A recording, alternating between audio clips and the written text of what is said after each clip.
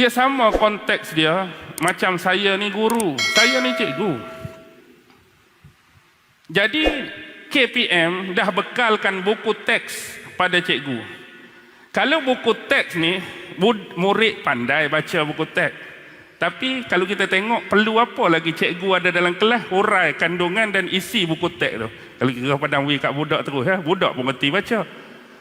Jadi cikgu relax okey, baca buku teks, hang faham sendirilah, hang apa sendiri. Budak pun masuk dalam kelas baca ni. Kawan ni faham lagu ni, kawan ni faham lagu ni, kawan ni lagu ni.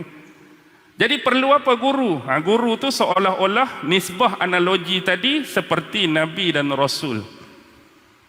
Hak mari seketul buku teks tu, cikgu syarah pula dalam kelas, cikgu hurai pula dalam kelas, cikgu praktikkan pula dalam kelas, nak suruh murid lagi faham. Kalau nak harap turun lagu tu, ikut hang nak faham lagu mana, habis. Sebab orang Arab, bahasa Arab dia boleh baca, dia boleh hafal, tapi kefahaman tentang pelaksanaan tuntutan tu lagu mana, ini perlu kepada Nabi. Dan objek tu ialah apa? Objek tu Alkitab. Ni teras dan asas akidah. Siapa perasan, perasanlah. Siapa tak perasan, saya nak tunjuk dalam ayat ni saja Allah dah membariskan 3 basic, 3 asas akidah. Allah, Nabi, Alkitab. Jangan tinggal 3 ni. Allah, abdihi, Nabi, Alkitab. Objek yang turun pada Nabi. Kalau kita nak cari keharmonian, memang kena ada Al-Quran sebagai panduan dan huraian daripada Nabi Muhammad menerusi sunnah dan hadisnya. Kalau kita tak guna, nak guna Quran saja, huraian kita, maka dia akan jadi macam, saya ni tak erti mana, cuma kalau kita nak cakap bab sains ni, kalau wire ni dengan wire ni, kita tak negatif positif, dia nyala tak boy tu. Kalau wire tak betul, bab tu akan nyala tak? Mari seorang rumah kita ni mampu boy tu, dia pun pasal apa tak nyala ni? Rupanya wire tu bukan wire dia. Jadi bila masuk wire dia, wire yang sebenar, wire yang jelas, wire yang betul, wire yang benar, mengikut aturan ilmu perwirean tu, betul ayat tu, jadi dia akan nyala lah. Tak payahlah wire pun nak bahas bab tauhid. Kalau kehendak Allah dia nyala, dia akan nyala. Kalau kehendak tak nyala, tu tak apalah, pegang di sini dah tu. Cuma ilmu perwirean dari sudut tu, kalau betul tu confirm nyala. Masalahnya kita nak suruh nyala, kena ada integrate tadi. Hak datang dari alam langit dengan pelaksanaan di alam bumi. Nak lagi mudah faham, kita ni kalau di sudut ilmu komputer, kita ni macam apa dia? Hardware. Kita hamba Allah ni, kita lah monitor, kita lah screen, kita lah kotak PC, kita lah enjin tu. Tapi dia tak akan berjalan benda ni mengikut kesesuaian tanpa adanya software yang perlu dimasukkan dalam hardware tadi. Jadi bila masuk software yang nama dia apa? Windows kita katakan, Linux ke, barulah dia akan ada integrasi, ada keharmonian, tekan tik keluar. Jadilah ni, kita ni hardware, tiba-tiba nak pakai software pirate, software kita sendiri. Hak software sebenar dia, aku tak mau pakai. Quran tak mau pakai, hadis Nabi tak mau pakai. Agak-agak keluar lah kod screen monitor tadi. Hak pirate keluar, tapi banyak kecelaruan, banyak kecacatan. Kalau main game kadang-kadang crack. Apa crack ni? Orang di tengah berlumba sedap-sedap, tiba-tiba berbalam-balam dah. Sebab pirate punya pasal. Pasal apa lag ni, pasal apa tak laju ni, pasal apa slow ni, pasal bukan hak dia sebenar. Tiba-tiba pasang hak Windows sebenar, software yang sebenar, barulah hardware tadi akan beroperasi dengan baik dan sempurna. Begitulah hubungan kita dengan kalam Allah ni. Itu adalah umpama software untuk kita pakai dalam kehidupan kita. Hak jadi haru biru, hak jadi masalah hari ni, macam-macam problem sebab kita tak mau pakai software tu.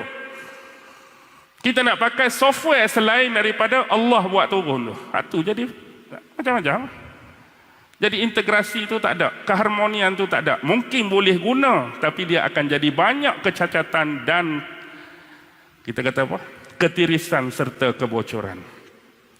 Boleh terima dah analogi tu. Faham dah, saya ingat mudah dah tu nak habaq. Baik. Mana tadi? Alkitab, kitab walam yaj'al lahu iwaja.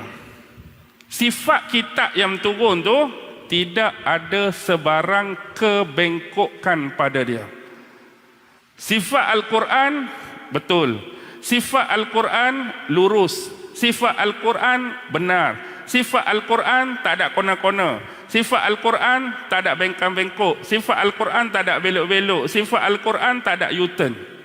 Itu bukan dia. Al-Quran lurus, benar, betul, sejajar. Kenapa Allah sebutkan tidak ada kebengkokan padanya? Faham betul-betul lah, saya nak habaq. Sebelum zaman Nabi Muhammad, saya yakin dan saya percaya melalui kitab yang turun kepada Nabi Allah Musa yang nama dia Taurat, melalui kitab Zabur yang turun kepada Nabi Allah yang namanya Daud, melalui kitab Injil yang turun kepada Isa yang namanya yang turun kepada Nabi Isa yang nama Injil ni telah diberitakan kepada kaum masing-masing, iaitu mereka yang beriman kepada nabi-nabi yang diturunkan kitab tersebut. Saya cukup yakin dan percaya Nabi Allah Musa pada zaman hayat dan kehidupan dia telah menyempurnakan tugas sebagai seorang nabi dan rasul dengan penuh amanah dan tanggungjawab. Dia sudah menyampaikan kefahaman Taurat kepada kaumnya. Dia sudah menyampaikan pelaksanaan Taurat kepada kaumnya. Dan lebih jauh sudah mengamalkan ritual ibadah pelaksanaan Taurat kepada kaumnya. Settle. Begitu juga dengan Injil. Saya cukup yakin dan percaya Nabi Allah Isa sudah menyampaikan amanah dan tanggungjawab dia sebagai seorang nabi dan rasul dalam menyebarkan dan mengungkapkan ajaran-ajaran Injil yang turun pada beliau. Dia dah beri kefahaman yang sebenar, dia memberi contoh akhlak yang baik, dia memberikan pelaksanaan yang sebenar mengikut aturan daripada Allah. Baki lagi, semua kitab ini telah diberikan penjelasan dan kefahaman, telah diberikan contoh pelaksanaan, tetapi sampai hari ini, kenapa seolah-olah kita melihat tidak ada bentuk penghayatan yang keluar daripada kedua kitab ni? Kerana apa? Sudah berlaku kebengkokan padanya. Yang sebenarnya apa yang bengkok? Ingat tuan-tuan, saya berpesan, Taurat sesekali tidak pernah bengkok.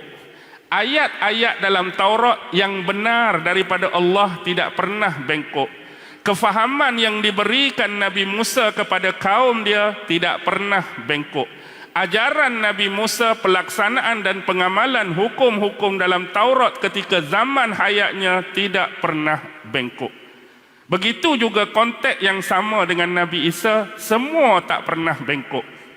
Tapi yang membengkokkan hal tersebut ialah kita. Bukan kita orang Islam ni. Selepas Nabi Musa wafat meninggalkan mereka, Nabi Isa diangkat oleh Allah. Apa yang mereka lakukan kepada ayat-ayat Allah, kefahaman yang diterima sebelum ini, ritual dan ibadah sebelum ini, action dan pelaksanaan sebelum ini, adakah masih berada di tempat yang sama atau sudah dibengkokkan oleh manusia-manusia? Boleh jelas? Hak tu tak bengkok. Yang membengkokkan kita.